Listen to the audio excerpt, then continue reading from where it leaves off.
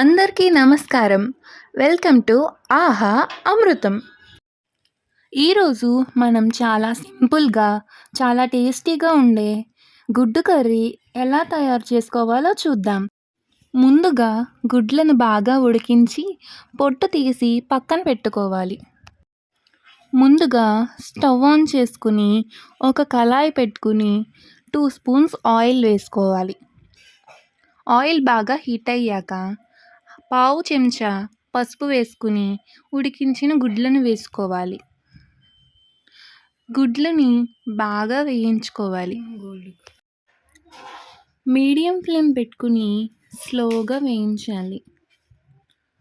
తర్వాత 1/2 tea spoon కారం వేసుకుని మంచిగా వేయించుకోవాలి. కారం వేశాక 1/2 టీ స్పూన్ సాల్ట్ వేసుకుని ఓసారి కలుపుకోవాలి. ఇవన్నీ బాగా వేగాక గుడ్లని ఒక ప్లేట్లోకి తీసుకోండి.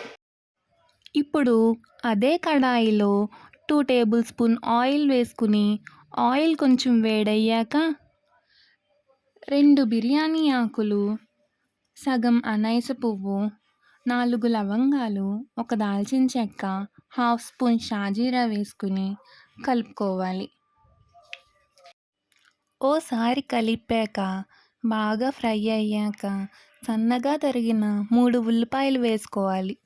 2 పచ్చిమిర్చి వేసుకోవాలి.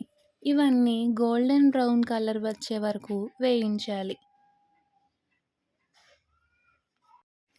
తర్వాత టమాటా ముక్కలు వేసి మెత్తగా అయ్యే వరకు ఉడికించాలి. ఇప్పుడు 1 టేబుల్ స్పూన్ సాల్ట్ వేసి ఓసారి కలుపుకోండి. తర్వాత 1 టేబుల్ స్పూన్ కారం వేసుకోవాలి. కారం వేశాక ఓసారి బాగా కలుపుకోవాలి.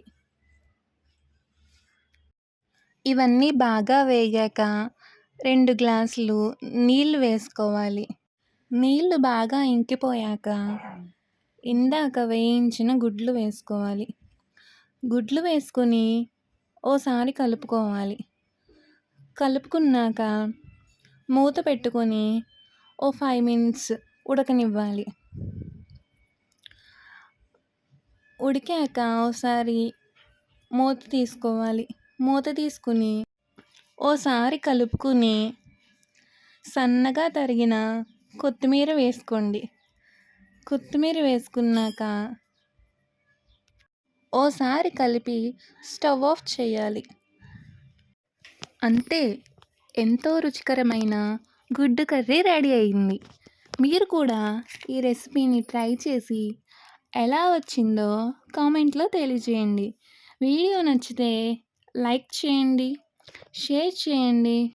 ఇంకా ఇలాంటి రుచికరమైన వంటల కోసం మన ఛానల్ని సబ్స్క్రైబ్ చేయండి. Thank you.